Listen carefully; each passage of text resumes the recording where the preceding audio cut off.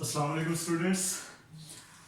अगला हमारे पास टॉपिक है Jacob Berzelius contribution in atom. Atom के हवाले से जो बाकी साइंसदानों ने, ग्रीक फिलासफर्स ने, डेमोक्राइटस ने और डाल्टन ने जो काम किया था, उसके बाद अगला है आपके पास जैकब बेrzelius ने एटम के हवाले से क्या क्या काम किया।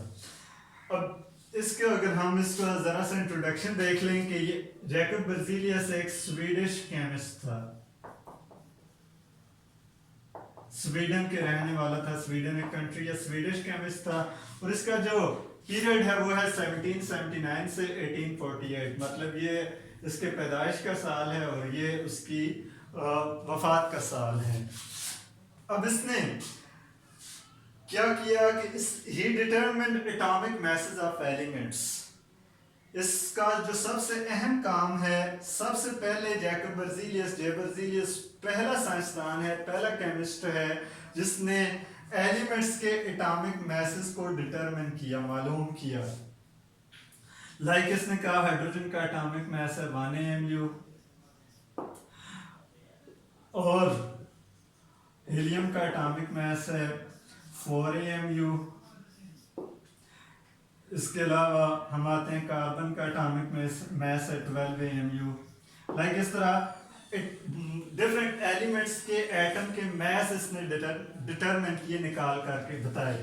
अब ये आपको एमसीक्यूज के हवाले से पता होना चाहिए कि एमसीक्यूज किसी भी ईटा का हो, एमकेट का हो या आपके इंटरनल एग्जाम हो, बोर्ड एग्जाम हो, उसमें क्वेश्चन आ जाता है कि सबसे पहले एलिमेंट्स के एटॉमिक मैसेज को किसने डिटरमिन किया। तो आपको पता होना चाहिए जे बेrzelius या जैकब बेrzelius ने डिटरमिन किया। उसके बाद दूसरा जो सबसे अहम इसकी कंट्रीब्यूशन है वो है कि इसने एलिमेंट्स, लाइक आपके पास एलिमेंट्स हैं 118 एलिमेंट्स हैं, 92 उसमें से नेचुरली अकरिंग हैं और 18 जो हैं 26 जो हैं वो मैन मेड हैं और टोटल मिला के 118 एलिमेंट्स हैं। अब ये जो एलिमेंट्स हैं इसमें हाइड्रोजन है, ऑक्सीजन है, carbon, nitrogen and so on. अब इससे पहले ये था कि इन एलिमेंट्स के पूरे पूरे नाम लिखे जाते थे, पूरे पूरे तरह इनको स्पेल किया जाता था, लेकिन ये क्या है, टाइम वेस्टिंग है। और इस तरह हम जब इक्वेशन लिखते हैं किसी भी केमिकल रिएक्शन में, लाइक वाटर के लिए हम लिखें अगर, तो वाटर बनता है हाइड्रोजन प्लस ऑक्सीजन, ये दोनों मिलें तो क्या बन जाता है, वाटर। अब पहले ये था कि पूरा का पूरा हम इक्वेशन किसी भी केमिकल रिएक्शन को अगर डिस्क्राइब करना हो तो इस तरह डिस्क्राइब किया जाता था, पूरा का पूरा एलिमेंट का नाम लिखा जाता था। तो इस तरह की जो केमिकल इक्वेशन थी इसको पढ़ना मुश्किल था, डिफिकल्ट था, टाइम वेस्टिंग था। तो इसका सबसे अहम जो कारनामा है, जो इसका बहुत ही इंपॉर्टेंट काम जो है केमिस्ट्री के अंदर, वो ये है कि इसने एलिमेंट्स को सिंबल असाइन किए। लाइक इसने कहा हाइड्रोजन को पूरा लिखने के बजाय H से डिनोट कर दिए, ये हाइड्रोजन का सिंबल है। इस तरह इसने कहा ऑक्सीजन को पूरा ऑक्सीजन लिखने के बजाय O से डिनोट कर देते हैं, कार्बन को C से डिनोट कर देते हैं। इस तरह डिफरेंट एलिमेंट्स, नाइट्रोजन को N से, क्लोरीन को Cl से, सो ऑन। ये सारे के सारे सिंबल्स असाइन करने का जो सहरा है, ये जो कारनामा है, ये भी किसका है, जैकब बेrzelius का। तो ये आपको एमसीक्यूज के हवाले से दो बातें पता होनी चाहिए। एक एटॉमिक मैसेज ऑफ एलिमेंट्स किसने डिटरमिन किए, जैकब बेrzelius ने, और दूसरा जैकब बेrzelius का जो अहम कारनामा है, अहम इसकी जो कंट्रीब्यूशन है केमिस्ट्री की फील्ड में, वो ये है कि इसने एलिमेंट्स को सिंबल्स असाइन किए। उसके बाद हम इस टॉपिक को, एटम वाला टॉपिक जो है, इसको वाइंड अप करते हैं दोबारा से।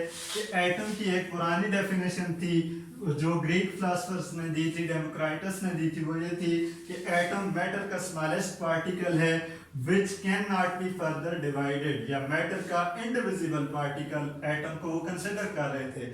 अब हम इन सारे साइंसदानों के कामों के बाद मॉडर्न डेफिनेशन या न्यू डेफिनेशन ऑफ एटम वो करते हैं और वो क्या है, इसको 2 पॉइंट के हवाले से आप इसको एटम को डिफाइन करेंगे। पहली डेफिनेशन थोड़ा पहले हम डिस्कस कर चुके हैं कि एटम को हम कहते हैं ये स्मॉलेस्ट पार्टिकल ऑफ मैटर है। मैटर का स्मॉलेस्ट पार्टिकल है, लेकिन फिर माइंड में आता है मैटर का स्मॉलेस्ट पार्टिकल तो इलेक्ट्रॉन भी है, प्रोटॉन भी है और न्यूट्रॉन भी है, वो तो एटम से भी छोटे पार्टिकल है। फिर एटम को ही हम स्मॉलेस्ट पार्टिकल क्यों कह रहे हैं इसकी डेफिनेशन में। तो फिर आगे जो हम बात करेंगे उससे ये एटम, ये जो चीजें हैं ये एक्सक्लूड हो जाएंगी, वो इसमें से डेफिनेशन में से निकल जाएंगी। अब मैटर क्या है, smallest particle of matter which can take part in chemical reaction, which can take part in chemical reaction, which can participate in chemical reaction. मतलब मैटर का वो स्मॉलेस्ट पार्टिकल जिसके अंदर ये सलाहियत हो कि वो केमिकल रिएक्शन में भी पार्टिसिपेट कर सके, हिस्सा ले सके, वो क्या है, एटम है। मैटर का स्मॉलेस्ट पार्टिकल जो केमिकल रिएक्शन में भी हिस्सा लेता है वो क्या है, एटम। अब ये भी मैटर के स्मॉलेस्ट पार्टिकल हैं, लेकिन ये केमिकल रिएक्शन में इनको अगर पार्टिसिपेट करने का कहा जाए तो ये वहां से भाग जाते हैं, इनके अंदर इतनी सलाहियत नहीं है कि ये किसी केमिकल रिएक्शन का हिस्सा बन सकें, किसी केमिकल रिएक्शन में इन्वॉल्व हो सकें। तो मैटर का वो स्मॉलेस्ट पार्टिकल जो केमिकल रिएक्शन में खुशी खुशी हिस्सा लेता है वो क्या है, एटम है। अब इसके अलावा दूसरा इसकी डेफिनेशन में हम एक और पॉइंट ऐड करते हैं कि इसको दूसरी लिहाज से इस तरह भी डिफाइन किया जाता है, वो ये है कि smallest particle of matter which may or may not exist independently,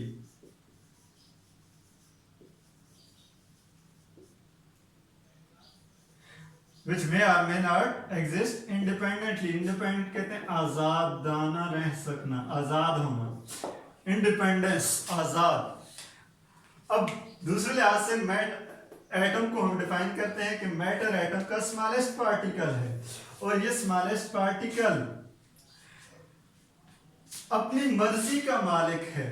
क्या है, मर्जी का मालिक। ये है जंगल का बादशाह, इसकी मर्जी है कि ये अंडे दे या बच्चे दे। अब मैटर का स्मॉलेस्ट पार्टिकल, इसकी मर्जी है कि ये कंबाइन होके भी ये रह सकता है, कंबाइंड स्टेट में भी रह सकता है, कंबाइंड स्टेट में।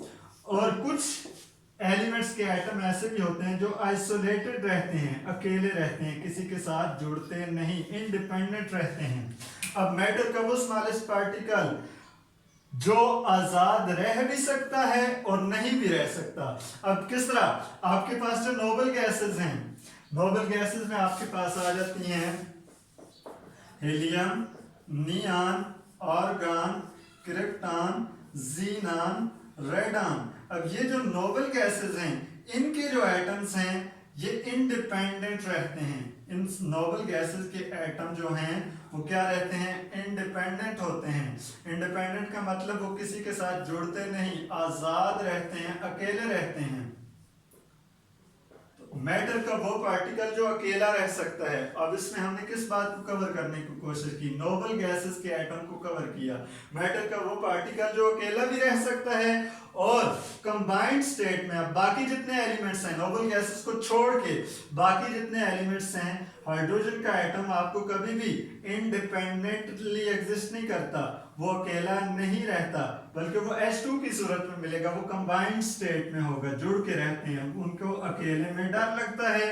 अब इस तरह ऑक्सीजन है, ऑक्सीजन भी आपको अकेला O की सूरत में, ऑक्सीजन के सिंगल O बहुत सारे ऑक्सीजन के एटम अकेले अकेले आपको नहीं मिलेंगे, बल्कि ऑक्सीजन के मॉलिक्यूल आपको मिलेंगे, O2 की सूरत में मिलेंगे। अब इस तरह CH4 इस तरह Cl2। अब ये जो बाकी एलिमेंट्स के नोबल गैसेस को छोड़े, नोबल गैसेस के एटम्स इंडिपेंडेंटली रह सकते हैं, विच मे एग्जिस्ट इंडिपेंडेंटली, इसमें नोबल गैसेस आ गई, और विच मे नॉट एग्जिस्ट इंडिपेंडेंटली, इसमें ये बाकी सारे एलिमेंट्स आ गए। इन सारे एलिमेंट्स के जो एटम हैं वो इंडिपेंडेंटली नहीं रहते, बल्कि वो किस स्टेट में रहते हैं, वो कंबाइन रहते हैं, जुड़ के रहते हैं, मिलाप करके रहते हैं। और जो नोबल गैसेस हैं वो क्या रहते हैं, उनके एटम क्या होते हैं, अकेले होते हैं। तो इस डेफिनेशन में हम दोनों को कवर करने की कोशिश करेंगे, नोबल गैसेस को भी और बाकी जो रेस्ट ऑफ एलिमेंट्स हैं उनको भी कवर करने की कोशिश करेंगे। इसलिए ये डेफिनेशन बनेगी the smallest particle of matter which may और मे नॉट एग्जिस्ट इंडिपेंडेंटली, जो आज़ाद रह भी सकते हैं और आज़ाद नहीं भी रह सकता। मैटर का वो स्मॉलेस्ट पार्टिकल जो कुछ केसेस में, नोबल गैसेस के केसेस में आज़ाद रह सकता है और बाकी जो एलिमेंट्स हैं उनके केसेस में आज़ाद नहीं रह सकता, उसे हम कहते हैं एटम। तो ये थी आपके पास एटम की ओल्ड डेफिनेशन और मॉडर्न डेफिनेशन।